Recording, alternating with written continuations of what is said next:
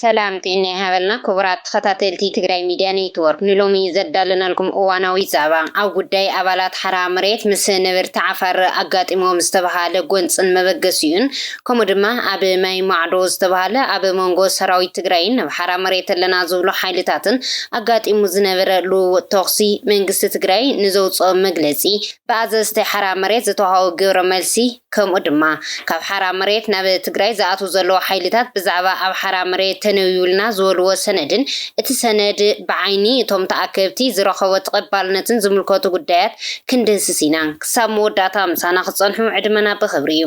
ኣብ መሬት ዓፋር ፍሉይ ቦታ ኮነባ ዘጋጠመ ዓመፅ መናእሰይ ዝተፈላለዩ ሓበሬታ ወፂኦም ብጀነራል ታደሰ ወረደ ዝምራሕ ጊዜያዊ ምምሕዳር ትግራይ ኣብዚ ጉዳይ ኣመልኪቱ እውን እዋናዊ መግለፂ ሂቡሉ እዩ። ብስም ሓራ መሬት ኣብ ዓፋር ዝንቀሳቐሱ ዕጡቃት ብመስመር በራሕለ ናብ ኮነባ ንምሕላፍ በዘቢሎም ኣብ ልዕሊ ትግራይ ጥቃዓት ክፍጽሙ ኣብ ዝፈተንሉ እዋን በዚ ሓሊፍኩም ኣብ ልዕሊ ሓውና ህዝቢ ትግራይ ጥቃዓት ክትፍጽሙ ኣይንፈቅድን ምስ ዝበሎም ህዝቢ ዓፋር ናብ ጎንፂ ዝኣተዉ ኮይኖም ኣብ ልዕሊ ደቂ ዓፋር ተኽሲ ብምኽፋት ህውከት ፈጢሮም ይብል እቲ መግለፂ። ዛጊድ ኣብ ልዕሊ ደቂ ዓፋር ተኽሲ ብምኽፋት ህውከት ፈጢሮም ክብል ይኸሲስዎም ዘሎ ኣብ ልዕሊ መኻይን እውን መጥቃዕቲ ተፈፂሙ ኢሎም ዝኸሱ ገለ ኣፈኛታት ሰራዊት ሓራ መሬት ድማ ነዚ ኩነታት ተመልኪቶም እንትገልጹ ሓይሊ ሰላም ትግራይ ክልተ መኻይን ንስራሕ ናብ ከባቢ በረሓለ ኮነባ ናብ ዝበሃል ቦታ እንቀሳቐስና ነርና ይብሉ። እዘን መኻይን ካብ በረሓለ ንምዕራብ ገፅ እናበረራ ስለ ዝኸዳ ካብ ኮነባ ሓሊፈን ንትግራይ ገፅን እንተቕንዓ መናእሰይ ዓፋር ከቢቦም ሒዞም ናይተን መኻይን ሽፈራት ድማ ዓፋርኛ ኣይኽእሉን ስለዚ እውን ንትግራይ ክኸድዓ ሒዝናየን ብዝብል መኻይን ቀጥቂጦም ሒዞምዎን ነቶም ሽፈራት ግን ብስርዓት ተንከባኺቦም ሒዞሞም ናብ ሕጋውያን ሰባት እውን ኣረኪቦሞም ክብሎም ገሊፆም። ካብ ካልኦት ፍልፍላት ዝረኸብናዮ ሓበሬታ ከም ዘመልክቶ ድማ ብዛዕባ ኣብ ኮነባ ዘጋጠመ እንትግለጽ ኮነባ ማለት ናብ ትግራይ ወረዳ ጽዮን ቦርታ ኣዝዩ ዝቐረበ ናይ ዓፋር ከተማ ኮይኑ ተጋሩን ዓፋርን ፍርቂ ፍርቂ ዝነብሩሉ ምዃኑ እዮም ዝገልጹ። ነበርቲ እቲ ከባቢ ዓፋር ፖለቲካ ትግራይ ብተዘዋዋሪ እንተይኮነስ ይምልከተና ኢሎም ብቐጥታ እዮም ዝከታተልዎ ዘለዉ ብምባል ስለዚ ድማ መናእሰይ ኮነባ መኻይን ናይ ሓይልታት ቲፒኤፍ ዝበሃላ ከም ዝሰወሩ ኣረጋጊፀ ይብል እቲ ወሃቦ ሓበሬታ።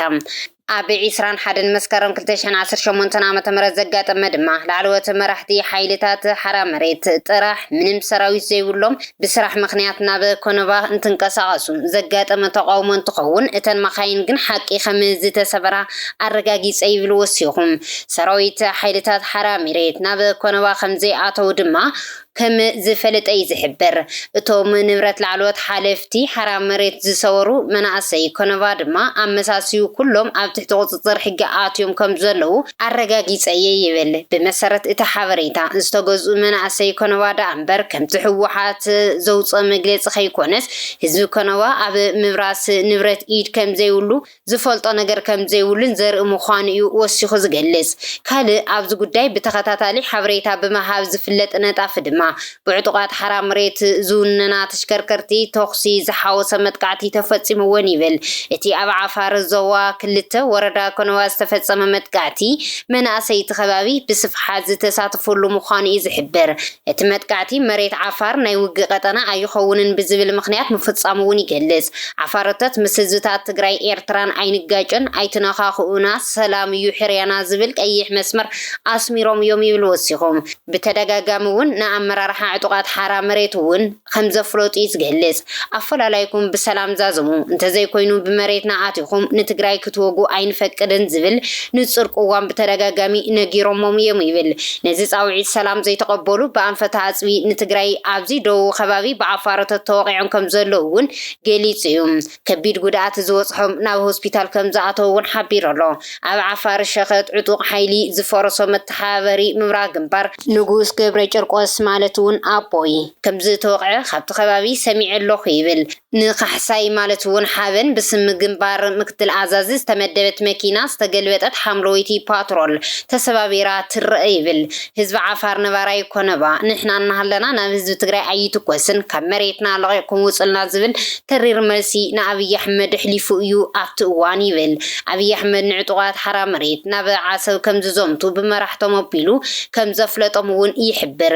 በዚ በዚ ዝተቆጥዑ ብዙሓት ድማ ናብ ትግራይ ይምለሱ ከም ዘለዉ ከም መረዳእታ ያቀርብ ጊዜያዊ ምምሕዳር ትግራይ TDF ንዕጡቃት ናብ መረበቶም ቀልጢፎም ንኽምለሱ ሓድሽ ጻውዒት ምቕራቡ ብምዝኽኻር ድማ ናብ ገዛኹም ተመለሱ ኣብ መንጎ ተጋሩ ዘሎ ኣፈላላይ ብሰላማዊ መገዲ ይወገን ብዝብል ሓሳብ እዩ ዝዛዝም ጊዜያዊ ምምሕዳር ትግራይ ኣብ ዘውፅአ መግለፂ እውን ተጋሩ ነንባዕልና ክንታኮስን ክንዳምን ትተሓዋወሩ ዘለኹም ኣካላት ካብ ተግባርኩም ክትቁጠቡን ህዝቢ ትግራይ ህዝቢ ዓፋርን ሰላሙን ምዝራግ ዝግበር ዘሎ ምንቅስቃስ ደው ክተብሉን ዝብል ጻውዒት የቕሪቡ ዘሎ ጊዜያዊ ምምሕዳር ትግራይ ጸገም ትግራይ ብተጋሩ ኣብ ትግራይ ክፍታሕ ኣለዎ ኢሉ ብጽኑዕ ይኣምን ይብል እቲ መግለጺ ስለዚ እውን እንተስተደናጊርኩም ወይ እውን ዝሓሸ ኣማራፂ መሲልኩም ጸገምና ብኣፎም ክንፈትሕ ኢና ኢልኩም እትንቀሳቀሱ ዘለኹም ወገናትና ዘለኩም ኣፈላላይ ብሰላማዊ ኣገባብ ንምፍታሕ ዘለና ቁርብነት እናረጋገጽና ናብ ዓድኹም ክትምለሱ ንልዝ ቅርዋት ክትኮኑን ዝብል ጻውዒት እውን ኣቕሪቡሎም እዩ እዚ ከምዚ እናሃለወ ድማ ኣብ ተመሳሳሊ ዕለት ኣብ ማይ ማዕዶ ዝተባሃለ ቦታ ኣብ መንጎ ሰራዊት ትግራይን በሓራ መሬት ኣለና ዝብሉ ሓይልታትን ተጋሩ ጎንፂ ኣጋጢሙ ከም ዝነበረ ጸብጻባት የመላኽቱ እዮም ኣብ መንጎን ንባዕሎም ሰራዊት ሓይሊ ሰላም ትግራይ ኢሎም ዝጽውዑ ኣባላት ሰራዊት ትግራይ ነበረን ኣባላት ሰራዊት ትግራይ ኣብ ግንባር ደው ደጉዓ ብድሽቃን ብሬንን ዝተሓገዘ ውግእ ከም ዝተኻየደ ተፈሊጡ እዩ እዚ ኣብ መንጎ ኣርሚ 33 ክፍለ ሰራዊት ሓኽፈን ኣብ ሓራ መሬት ግንባር ደጉዓ ዝተኻየደ ንሓፂር ግዜ ዝጸንሐ ውግእ ዝሞቱን ዝቆሰሉን ከም ዝህልውን ምንጭታት እናሓበሩ እዮም ብወገን ሰራዊት ሓራ መሬት ተተንኪስና ዝብል መልሲ እንትቡ ብወገን ሰራዊት ትግራይ ድማ ናብ ትግራይ ንምእታው ዝገብሩ ወጻዕሪ ተጸፊዖም ተመሊሶም ዝብል ሓበሬታ እዮም ዝህቡ ኣዛዚ ኣብ ሓራ መሬት ዘሎ ሰራዊት ዝኾነ ጀነራል ገብረ እግዚአብሔር በየነ ወደን ጾሩ ኣብዚ ጉዳይ ድዩ ሓሳብ ዝሃበ እንትኸውን ክንደራደር ናብ ትግራይ እቱና ዝብል ሕቶ የቕሪቡ ዘሎ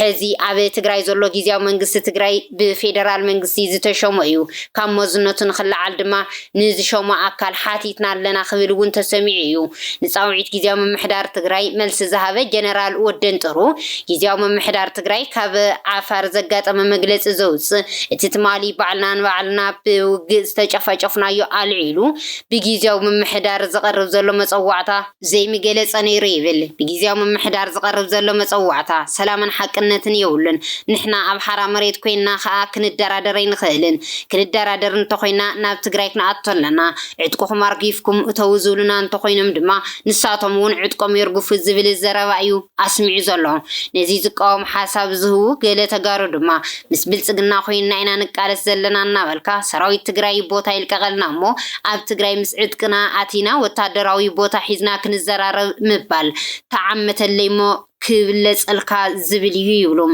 ብብልጽግና እናተመወለ ብ4 ኣንፈት ንትግራይ ከቢብ ኣለኹ ዝብል ትግርኛ ዝዛረብ ሓይሊ ብልጽግና ንሰላም ቁርብ እንተኮይኑ ኣብ ዘለዎ ኮይኑ ንሰላም ይዘራረብ ዝብል ሓሳብ የቕርቡ ቀሪበ ክዋጋ ኣብ ዘኽእለኒ ዝምቹ ቦታ ሃውኒ ዝመስል ቀልዲ ግን ልክዕነት የብሉን ብግልፂ ምስ ብልጽግና ኮይኑ ዝቃለስ ዘለኹ ዝብል ኣካል ንምእታው ዝለቀቕ ሰራዊት ትግራይ የለን እንተደሊኹም መራሕቲ ትግራይ ካብ ስልጣን ይልቀቁ በሉ እምበር ሰራዊት ትግራይ ካብ ትግራይ ይልቀቕ ምባል ዕብዳን ጥራሕ ዝኸውን ይብል ንሓሽከር ብልጽግና ኢሉ መሬቱ ዝለቀቕ ሰራዊት የለን ዝብል እቲ ጸሓፋይ ወሲኹ ሰራዊት ትግራይ ቦታ ይልቀቐልና እሞ ምስ ዕጥቅና ክንኣቱ ዝብል ሓሳብ ብመሰረቱ ንሰላማዊ ልዝብ ድልውነት ከም ዘይብልኩም መርኣያ ተገይሩ ክውሰድ ዝኽእል እዩ ድማ ይብል ምስ ብልጽግና ኣብ ውዕሊ ፕሪቶሪያ ዝተደረኸ ድርድር ኣለና እዩ ካብ ብልጽግና ዝተናገፈ ናይ ትግራይ ሓይሊ ክትኮኑ እንተደሊኹም ግን ካብ ብልጽግና ተነፂልኩም ዕጥቅኹም ኣራጊፍኩም ዓድኹም እተው ዝብል ጻውዒት እዮም ዘቕርቡሎም ሓሽከር ብልጽግና ይኹን ምስ ፌደራል ኮይንና ኢና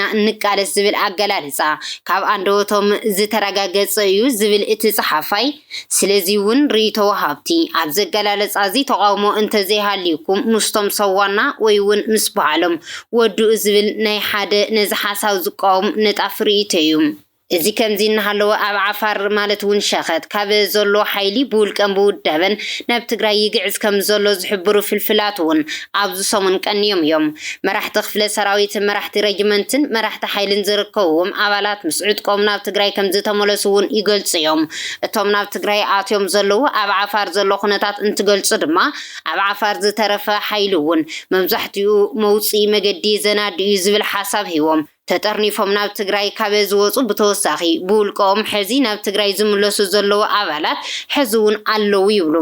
እቶም ናብ ትግራይ ዝተመለሱ ወገናት ብወደን ጥሩ ባራኺ ማለት እውን ወዲ ራያን ናብ ዓሰብ ክንዘምት መምርሒ ተዋሂቡና ኣይተቐበልናየን ዝብል ሓሳብ ከም ዝሃቡ እውን እዮም ዝገልጹ። ንሕና ኢትዮጵያውያን ኢና፣ ቀይሕ ባሕሪ እውን ይምልከተና እዩ፣ ክንዘምት ኢና ተዳለዉ ኢና ተባሂልና ኢሎምን ይብል። ኣብዚ ጉዳይ ብተኸታታሊ ሓበሬታ ብምቕራብ ዝፍለጥ ኣባል ኣርሚ ሰብዓ ዝኾነ ነጣፊ እዚ መምርሒ እዚ ሲዒቡ ብፍጹም ንሕና ትግራይ እምበር ንኢትዮጵያ ኣይወፃናን ዝብል ቁጥዕ ከም ዝተወልዐ ነጊሮምኒ ይብል ወሲኹም። ንሕና ሰራዊት ብልጽግና ይኮናን፣ ምስ ብልጽግና ኮይኑ ንትግራይ ዝወቅዕ ሓይሊ እውን ኣይህሉን ይብል።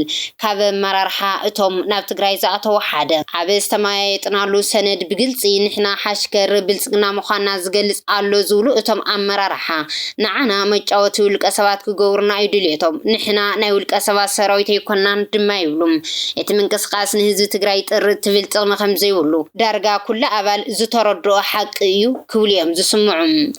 ኣብ መወዳእታ ኣቦይ ብዝብል ሳጓ ዝፍለጥ ኣዛዚ ሓይሊ ሰራዊት ሓራ መሬት ዝኾነ ንጉስ ገብረ ጨርቆስ ኣብ ትግራይ ገበናት ፈፂሙ ኸይዱ ዝብሉ ክስታት ይቐርብሉ ኣለዉ። ኣብዚ ጉዳይ ኣድሂቡ ሓደ ጸሓፊ ዘካፈሎ ሓበሬታ ብምቕራብ ንሎሚ ትሕዝቶና ክንዛዝም። ንጉስ ገብረ ጨርቆስ ማለት እውን ኣቦይ ኣብ ኣርሚ 33 ነበር ኣዛዚ ኮር 331 ምዃኑ ይገልጽ።